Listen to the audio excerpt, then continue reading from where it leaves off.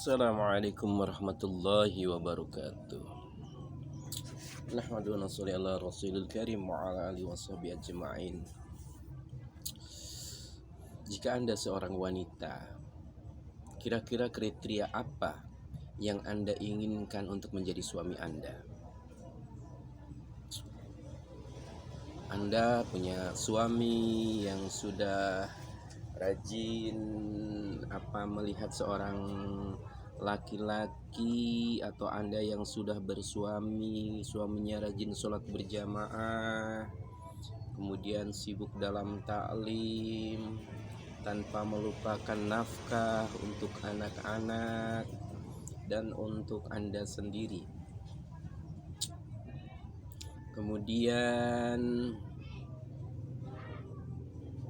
kriteria yang dikatakan oleh Allah Subhanahu wa Ta'ala atau oleh Rasulullah SAW, barang siapa yang bisa menjaga sholatnya, berarti bisa menjaga amal-amal ibadah yang lainnya. Kalau seandainya suami Anda misal pernah berbohong kepada Anda 1-2 kali dengan alasan yang bisa diterima, karena mungkin Anda suka marah-marah dan lain sebagainya, kemudian anak Anda juga sudah bisa menjadi hafidz Al-Quran karena jerih payahnya, kegigihannya ingin menjadikan anak-anak Anda sebagai seorang hafidhah, Masya Allah, dia pun tidak pernah melakukan kekerasan fisik atau KDRT, kemudian dia juga bertanggung jawab menyekolahkan, membiayai pondok anak-anak Anda.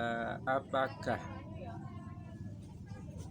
kekurangan yang dengan alasan yang tepat itu bisa menjadikan bahwa suami Anda tertuduh menjadi orang yang tidak baik?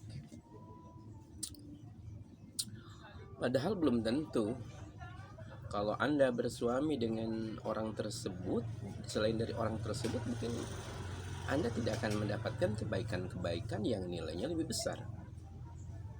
Bayangkan anak Anda sudah menjadi hafidz Al-Quran, di mana hafidz Al-Quran itu bisa memberikan syafaat kepada 10 orang keluarganya. Nah, termasuk mungkin orang tuanya, bapaknya, ibunya, atau saudara-saudaranya ikut mendukung supaya dia menjadi hafidz Al-Quran.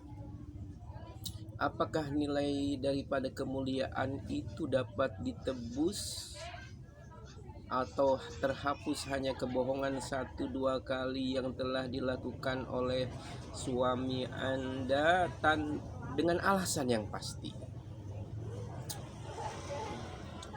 Apakah Anda juga sudah memperlakukan suami Anda dengan baik? Apakah Anda juga sudah tidak pernah berbohong kepada suami Anda? Begitu kan? Itu harus menjadi bahan pertimbangan. Kegigihan suami Anda telah menjadikan anak menjadi hafidz Al-Quran, itu adalah suatu kemuliaan yang tinggi, yang luar biasa nilainya di sisi Allah Subhanahu wa Ta'ala, yang tidak akan Anda dapatkan, mungkin tidak akan Anda dapatkan apabila Anda bersuami dengan orang lain.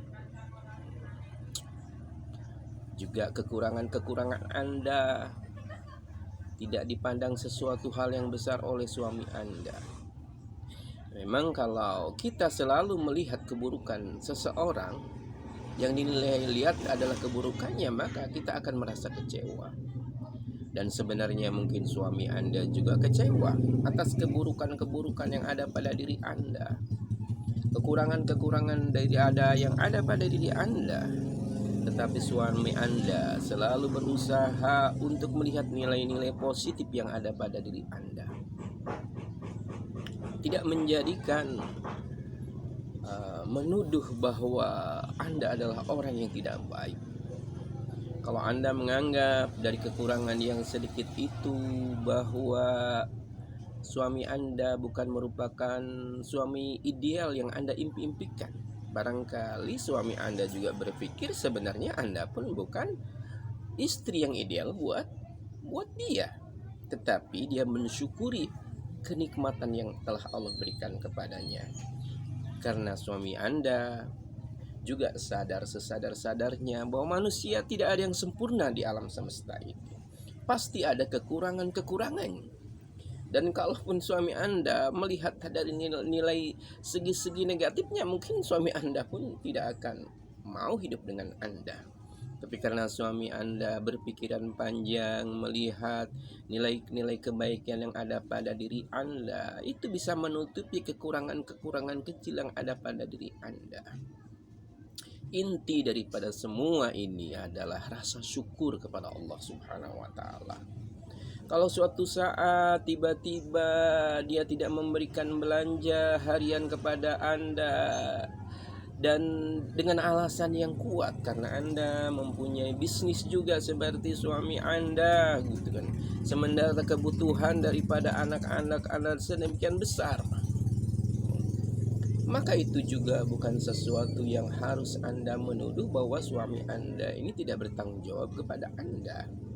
Bayangkan berapa juta yang dikeluarkan oleh suami Anda untuk kebutuhan anak-anak Anda yang tidak pernah meminta bantuan sedikit pun kepada Anda, yang dalam konteks Anda pun punya bisnis.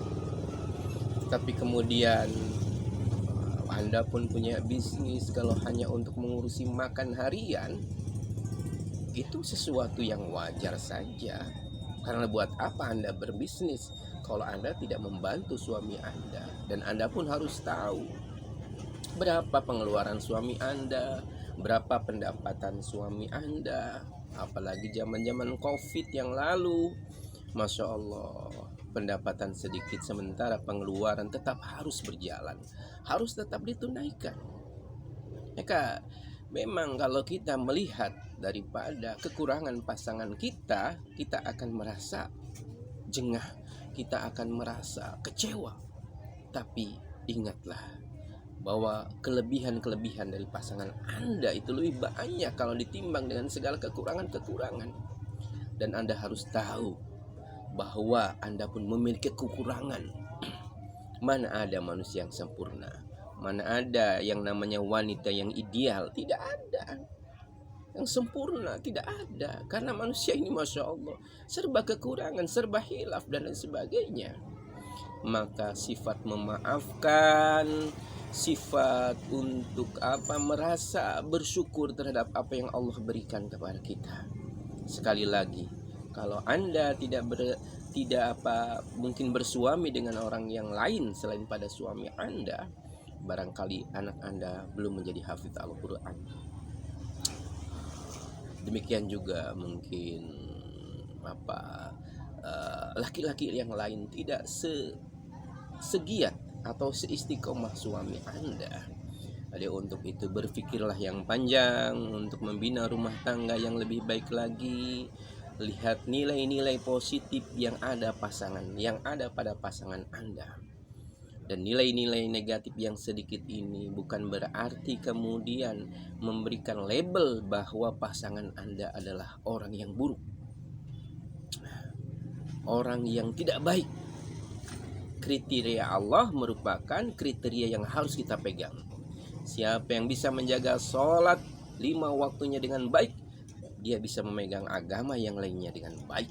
Apatah lagi kalau pasangan Anda, suami Anda adalah orang yang selalu berusaha menjaga sholat berjamaah. Itu adalah suatu nilai yang tentu Anda sulit untuk mendapatkan laki-laki yang semacam itu.